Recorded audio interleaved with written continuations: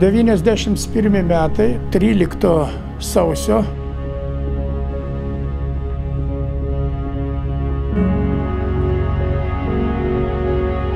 Aš buvau grįžęs nesenai iš jūros, išėjau į savo laivą, atsinešiau su savim vėliavą ir mes ten su vyrais tą vėliavą pasikėlėm, nuleidom sovietų vėliavą ir pakėlėm.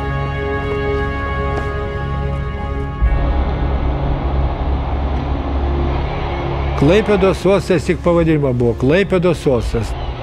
Nebuvo tokio vientiso uosto, kokį šiandieną įsivaizduojam. Tai buvo įvairių skirtingų Tarybų sąjungos žinybų priklausomybė. Pats sunkiausias elementas tai buvo perimti uostą dėl to, kad jis visiškai buvo nepavaldus Lietuvai.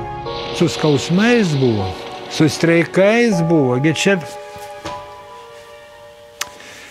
Jo. 91 metais mes įsteigėm uosto direkciją ir tada prasidėjo jau Lietuvos uosto atkūrimo istorija. Tada juk Lietuva neturėjo visiškai pinigų jokių. Nei kabineto, nei stalo, nei kėdės. Na ir, kaip sakant, direktorius tik tai su pavadinimu. Uosto direkcija susikūrė savo galimybę turėti savo finansus. Buvo sutarta, kad reiškia tos visos rinkliavos, kurias uostas gaudavo iš laivų, būdavo nukreiptas ne į biudžetą, bet paliktos čia. Įkurta vieninga uosto kapitono tarnyba. Buvo sujungtos ir locmanų tarnybos. Tada kryptingai pradėjom vystyti uostą, gilint, statyti krantines, milžiniški darbai padaryti, daug investuota pinigų. Tai, ką mes žengėm pirmuosius žingsnius ir padėjom tos pamatus, kad ant tų pamatų šiandien tvirtai toliau vystomas Klaipėdos uostas.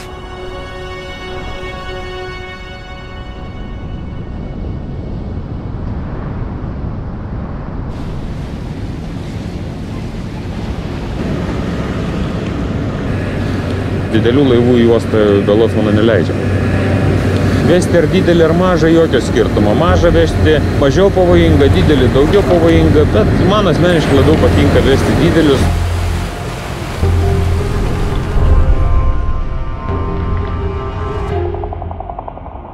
2000 metai, kada vyko didžiausios uosto rekonstrukcijos.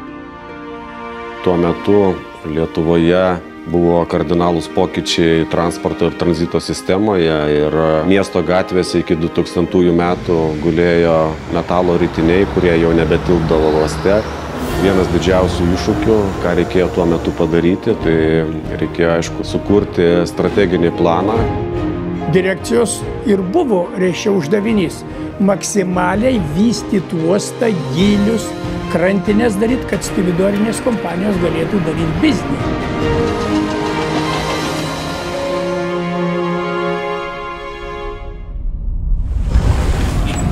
Yra tankiai buvo situacija, kuomet priplauki jūrą prie laivo, bandai užlipti, suki, didini greitį, mažini jo greitį ir vis tiek nėra galimybės užlipti, matai, kad palei bortą tai mėto kelis metrus, nu tai yra per daug pavojinga.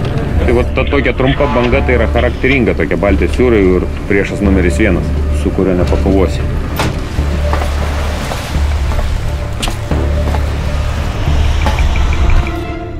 Man buvo tikrai didelis šokas atėjus į uosto direkciją dirbti šitose pareigose.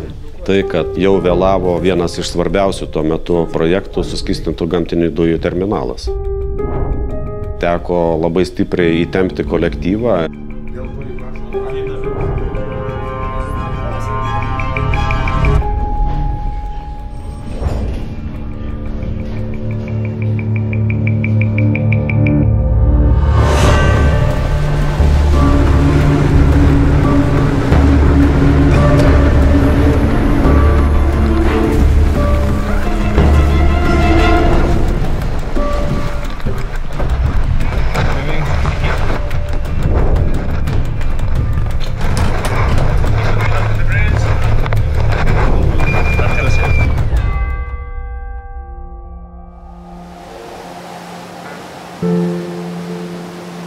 kada įplaukia tokio pobūdžio laivas. Tai ta mūsų nepriklausomybė, kuri leidžia vėlgi jaustis ženkliai saugiau visai Lietuvai.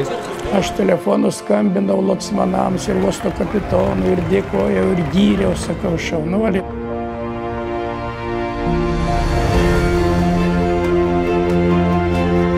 Uosto direkcija yra ypatinga valstybės įmonė.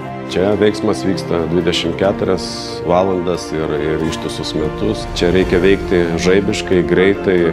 Tapom jau antras uostas šiaurinėje Baltijos jūros dalyje pagal savo krovos apimtis, kad pastoviai vykdom gilinimo procesą kanalo, matydami laivų vystymosi tendencijas, laivai kas kartą vis didėja.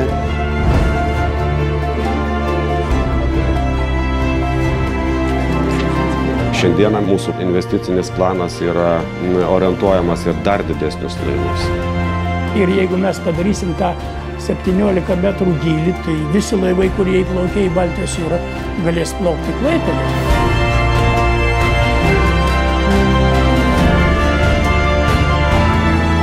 Tas po 90 metų visas laikotarpis, siekiant sukurti savarankišką uostą, valstybinį uostą, priklausantį mūsų valstybei, net ant svarstyklių padėti neįmanoma. Tai čia laimėjimas yra didžiulis. Mes galime į biudžetą įnešti per metus 684 milijonus eurų. Šitie pinigai leidžia mums kurti savo geresnę ateitį.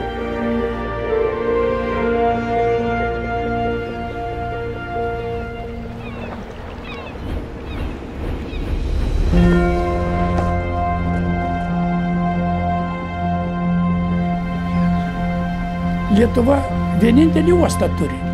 Tai mūsų vartai į pasaulį.